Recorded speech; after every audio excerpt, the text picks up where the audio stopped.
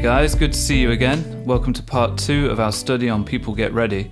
Last week we learned the rhythm part, and this week we're going to learn a solo. As I mentioned last time, we're going to be blending a lot of major and minor pentatonic, as well as using a lot of double stops and chord-based tricks.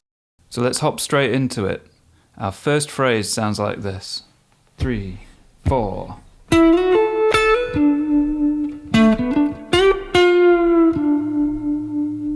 So we begin by sliding into the major third of our D chord from a whole tone below. Then grabbing the 5th, hammering onto the 6th and coming down to the root. Now, although we're saying that's the root of the D chord, it actually coincides with the change to B minor. So really we can think of this as the minor third of that B minor chord. Then we play one of these little pickup runs that I've mentioned a lot in previous videos. The 5th, the 6th and the root. You can see this as being part of your D major pentatonic scale. Always sounds good to kick off a phrase with that. And then we take the 10th fret of the G string, so this would be minor pentatonic. And then we take the 9th fret of the G string and come back down from a half step above. So that was a full step bend at the 10th fret of the G string with the second finger. Now we don't want to let the bend fully come back down, we want to let it drop a little bit, and then we want to change to the 9th fret with the first finger. Pick again and release, so we're getting like a half step pre-bend there. And then the root, D.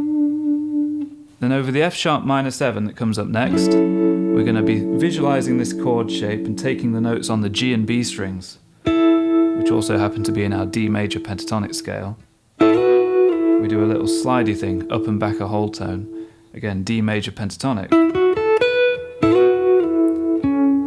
And then we grab this note here from the F sharp minor 7 chord, so we can really just be visualizing that very chord shape. And then back to the D major pentatonic double stops. We went into some detail on those in the Motown video, so do check that one out if you've not seen it. Double 7 on strings G and B. Double 9 on strings D and G, double 7 on D and G.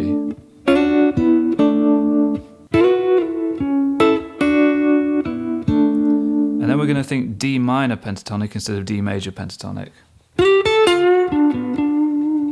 We're sliding into the 12th fret of the G string, and then the 10th fret of the B, 10th fret of the G with a subtle quarter bend, and then root, 6th, root on the D string.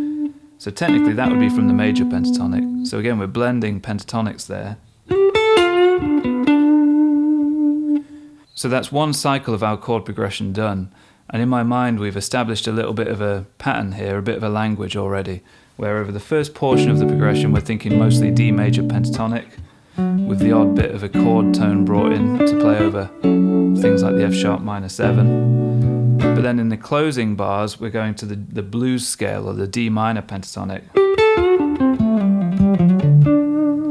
It really does wonders if you can start to think more like a singer, or even like a poet, where you're setting up a bunch of major tonality, and then you're closing each chapter with a kind of final bluesy thought. Really makes a big difference to the language and makes everything feel a lot more believable.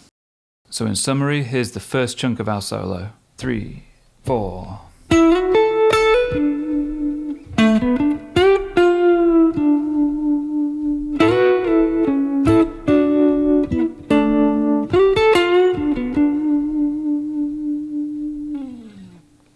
Now for the next go round, we kick off with this phrase.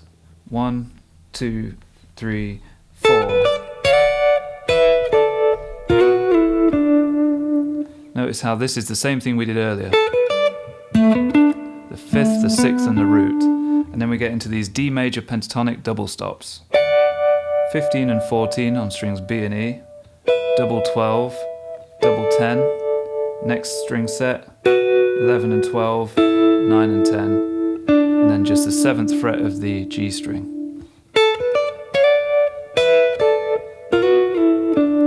Doing a couple of little side steps into some of those. So now we're landing on a G major chord, and without any hesitation we grab the root of that chord, G, at the 8th fret of the B string. And then we do one of these really sultry little half bends up and back at the 9th fret of the G. And and then return to the D note.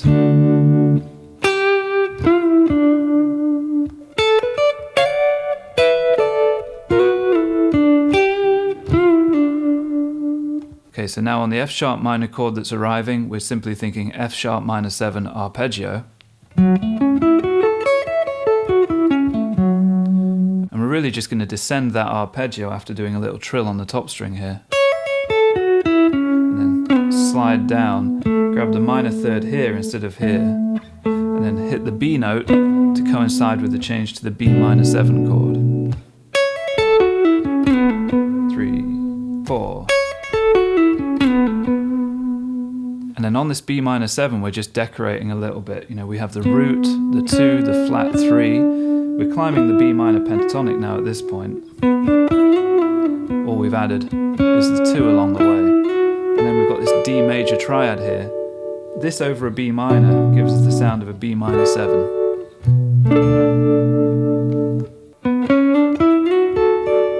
And then we've reached that point in our progression again where we're right at the end before it's about to loop round.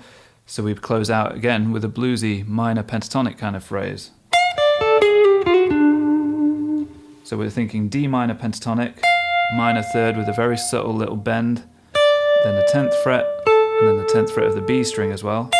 The blues note, the flatted 5th. Slide it down a semitone, and then minor to major third, so back to major at the very last moment there, before striking the root note. So here's our full second solo. 1, 2, 3.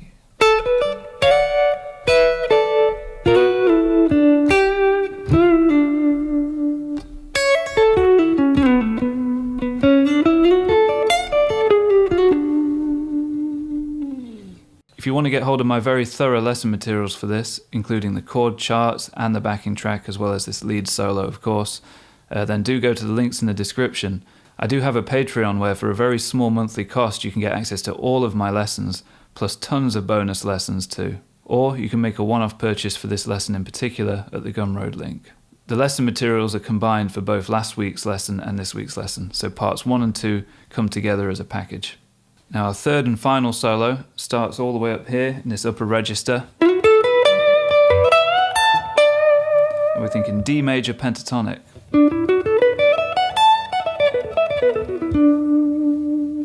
We slide into the D string 16th fret with the 3rd finger, and then climb the scale. A full bend here at 17 on the B, hold the bend up and grab the 17 on the E, country style. And then there's your root, the D note, add a bit of vibrato. And then we briefly step into the minor pentatonic, the minor third at the 18th fret of the B string, give it a very subtle quarter bend, then grab the root, and then we come down this group of notes here. I guess you could call that a D mixolydian scale, but to be honest I'm not really thinking that way. I think more triads, so D major triad, or even a D7 chord voicing. And we do one of these nice little bends from the 2nd degree of the scale up to the minor third, so again we're hinting at the minor pentatonic there. Then come back down and grab the root.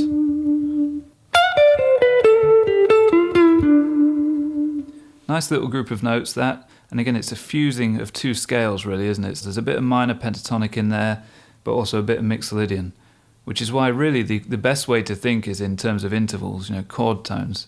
So you know the mood of a particular interval and you know when you want to hear it. Minor third, flat 7, back to the minor third. Then you're in full control over the ingredients that you're going to use. And then again that F sharp minor 7 chord comes along and we use the same arpeggio but off the E string this time. Obviously you want to practice your arpeggios and have them really well mapped out. We pretty much just ascend the arpeggio but with 1 note missing we play. So we're going root, flat 3, 5, flat 7. We skip the root here and just continue on to the flat 3 and the 5. And then we grab that B note again, G string, 16th fret, right as the B minor 7 lands. And then we're we're just thinking B minor-y stuff, so B minor pentatonic essentially. And then over the final bit of the progression, we play, again, just a bit of bluesy stuff. Nice little tritone sound there. And one of those late pull-offs that we've spoken so much about. So here's that full third solo. 1, 2, 3, 4.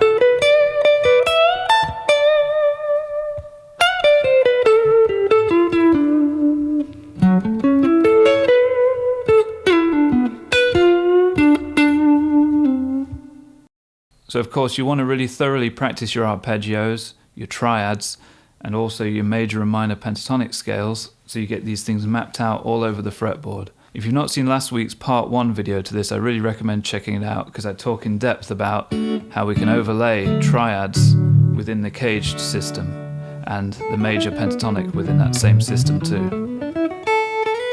Which of course is the same thing as the minor pentatonic and minor third lower. So D major pentatonic is the same as B minor pentatonic. If you have any questions at all, please do leave them in the comments below. Don't be shy. I'm always quick to respond. And if you'd rather have some one-to-one guidance, there's a link in the description where you can go and book a private Zoom lesson with me. So some important technique points here. You want to have a good grasp on your vibrato, nice and slow and lyrical. Also fast if you need it. You need all of that range, and make sure it's always coming from the wrist. As I've mentioned in previous videos, it's really important that you add vibrato from the wrist, not from the fingers, which tends to sound pretty lousy, to be honest. Picking wise, don't be shy either. You've really got to be able to demand that those notes sing. Rest strokes here and there. Play around with these different zones, from warm to bright and harsh. Just moving left to right across the strings. All these things have such a big impact on your tone, more than pedals and strings and picks and all of that stuff. But I should mention what I'm using gear-wise as well. So plectrum-wise, I'm using a Dunlop H3, a nice stiff pick, no bend in it whatsoever, always helpful. That little Jazz 3 size as well. The guitar, of course, is my new Nacho Caster, which has fast become my #1 guitar, and I've been on the neck pickup the whole time, with the tone rolled back a tiny little bit. These are very low wind 50s style pickups, by the way. And I'm plugged into a Keeley Nobles Screamer overdrive pedal, and I'm using it on the Nobles ODR1 circuit with the gain set very low. Then I'm going into the Jam Pedals Harmonious Monk,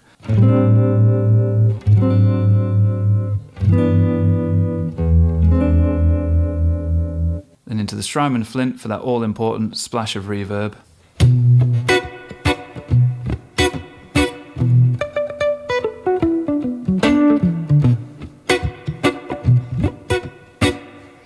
I'm using my trusty old Lazy J20 amp. This amp is absolutely incredible, one of the best sounding amps you could ever play. Very dynamic, really feels so good under the fingers, and I've had it 10 years now and it's not let me down once. Super reliable, super great tone, definitely my favourite tweed tone, and I'm just running it very clean today. This is all going through the Universal Audio aux box and then into my Apollo Twin interface. Okay, so I hope you've enjoyed this 2-part study of Curtis Mayfield's classic People Get Ready. I feel like everybody should be able to play this one, and as you can see, it makes the perfect foundation for soloing over. So if you've enjoyed this, please do like, subscribe, share, comment, all that stuff. Check out the links in the description. It all makes a huge difference, and it's what allows me to keep making these videos. Right, thanks everybody. I'll see you again next week for something completely different. Take care.